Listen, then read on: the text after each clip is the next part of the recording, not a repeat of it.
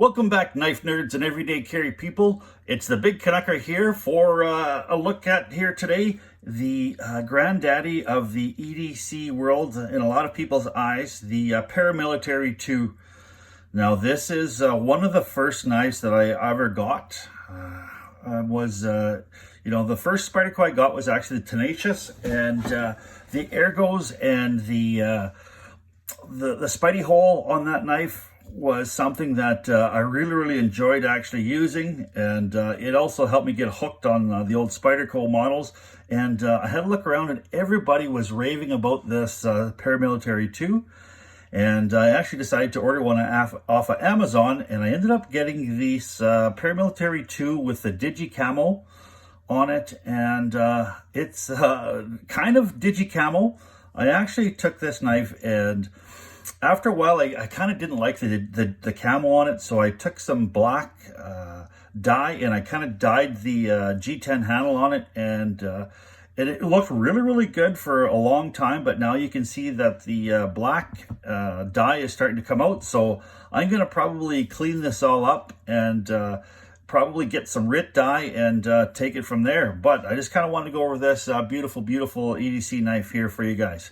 Now, we've got a size comparison here. We've got the Spyderco K2, which is a big knife unto itself.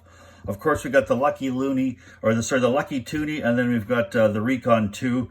And you can see that the Recon 1 is quite a bit bigger knife than this Paramilitary 2. But this Paramilitary 2 is a tremendous EDC size. It fits in your pocket fantastically here. So I'm just going to close this up and get this out of the way, and let's talk about this wonderful Paramilitary 2. Okay, so we've got an overall length of 8.2 inches and a closed length of 4.8 inches too as well. The blade thickness here is 3.5 millimeters, so it's got some good blade thickness here at the end, but the tip is so very fine. I know you don't want to pry with your knives, but this is one you definitely don't want to pry with. Let's just see here. Your tip here is it's a tip up or a tip down carry, and of course I like the tip up carry. It's kind of the only way to go. Your blade length is 3.4 inches with a little over a 3-inch actually cutting surface, and it seems to be kind of that 3.5 inches seems to be your perfect EDC size. I know when you start to get above that 4 inches or around there, it starts to be a little bit more heavy duty, kind of hard use, depending upon the thickness of your blade. But this one seems to be perfect at 3.5 or just about. You've got a G10 handle on this, which everybody knows that G10 is virtually indestructible. And it's got, one of the best fidget locks out there is the compression lock, which is basically, it's on the back, and as you can see, mine has got pretty much drop shutitude. Extremely smooth, smooth knife. Now you've also got here, the pivot is tremendously smooth. And I'm just trying to find out here what the actual, the bushing pivot system, where you've actually got a little bit of a bushing around your center pivot, and it just creates a really smooth deployment, because everybody likes to Spidey flick the Paramilitary 2.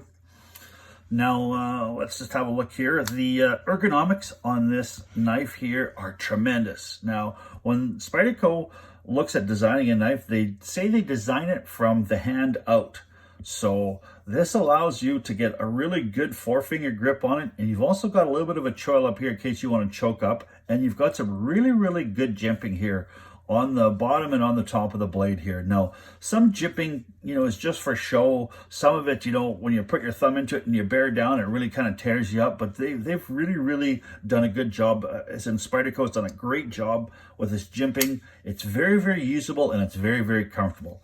Now, there is, I think if you're going to have a little bit of a knock on the ergos of this knife, I would say that the edges are, just a tiny bit too sharp. You're not going to cut yourself, but sometimes when you really bear down with this knife, I can feel the kind of edge in the clip kind of dig into the palm of my hand a little bit. Now, that may be just something that's that bothers me, but I would like to see this knife here with maybe these edges chamfered just a little bit, or even perhaps kind of a palm swell. I'm probably will look at doing some wooden scales down the road. I've got myself some woodworking equipment that I want to kind of use up. And one of the things I'm going to do is I'm going to build myself some wooden scales with this, because as you can see, I don't like keeping things factory, and I like using them. The other thing that I particularly did with this knife is I put a little bit of a hamon on here, and I just basically took some tape and then I lightly sanded the blade, and it left a little, I don't know if it shows up in camera, but in person you can see there's a little bit of a different colorization along the blade here. And I just think it just adds to just, a wonderful custom look for this knife. And like I said, I'm going to get rid of this plastic die here pretty soon. And I will dye it a different color. Now, you've also got here a nice big lanyard tube, which I know that's kind of, it's although it's not a deal breaker with me, I really, really like having the lanyards, because I like tying this little lanyard on the end, and it just gives me the chance to kind of pull it out of my pocket. I hook my finger on it, and it helps me deploy the knife so very well. Now this is, I'm not gonna say it's a deep carry pocket clip, but it does have the Spyderco spoon clip, which is, a great clip. I do think the wire clip is the best Spyderco pocket clip that they make, but this one here is a good one too as well.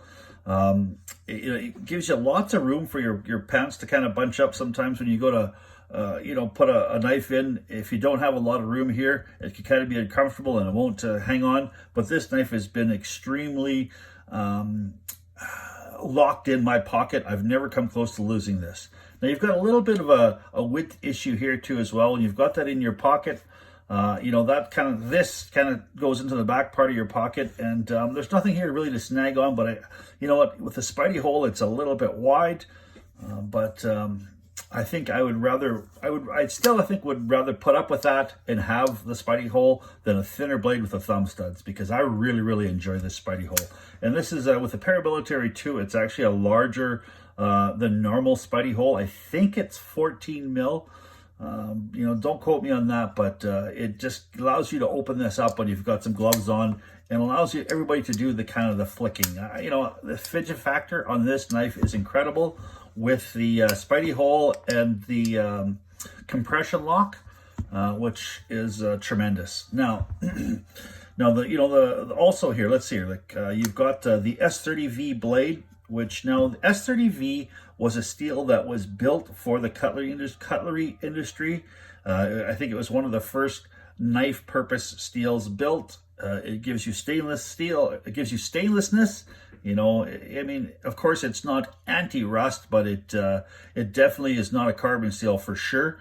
It gives you good toughness, and it gives you good edge stability, as well as good edge retention. So, it does these things all very, very well. Now there's some newer steels out there, the S35EN and the M390, and we're getting into some really, really crazy steels, but you know what? S30V is not a steel to sneeze at. It is something that you could put in your pocket and enjoy for a long time. It gives a really nice mirror edge, as you can see here. I used my KME and lots of stropping to get this mirror edge on here, and it is hair whittling sharp. Now, the other thing, I'm not sure if you noticed here, what I did custom-wise is I actually put a little sharpening choil in here. I really, really like that sharpening choil on a knife, because when you start to sharpen here, and you have a hard time getting that last back part of the knife, and you also seem to kind of put a little bit of recurve when you're sharpening if you don't have that little choil. And just a little bit of a diamond file, a little small 3mm diamond file, and I put a very small one in there. You can hardly notice it. It doesn't affect any of my cutting, but it does. I think it will keep my edge with that nice belly that you'll want, that nice slicing belly that you'll want to have. Now, this is also a full flat ground blade with a satin finish, and it's it's a nice looking knife. And I've taken out some of the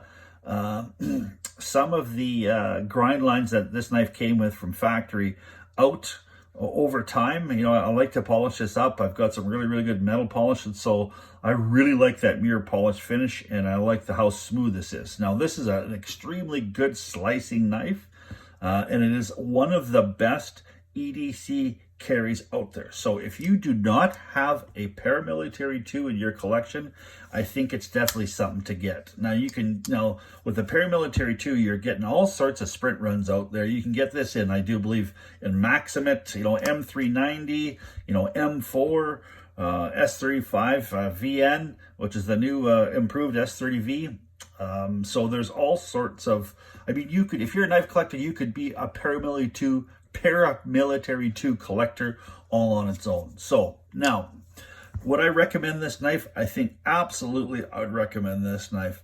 If you're a serious or even a novice knife guy, the Paramilitary 2 is something that you can use for just about any task, and it's something that's going to last you a long, long time.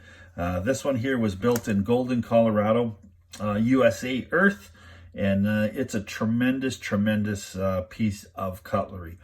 Now, one of the things here, I guess, I'm going to start giving these things a big Canucker score, and out of a 10, I think, I'm going to give this probably a 7.5 out of 10. I think it loses a little bit of points I think it could be a little bit thinner, and or I also think that it could be just a tad more ergonomically designed. After all, it is supposed to be, an EDC champion, and when you've got some hard cutting tasks, I just think that these edges can be chamfered a little bit better. Now, all right, so that's my take on I think an EDC mainstay, the Paramilitary 2. So, all right, I just want to say thanks for stopping by. If you like what you heard here and saw, please like it and subscribe. And remember to keep your stick on the ice, the shiny side up, and the pointy end away from your bits.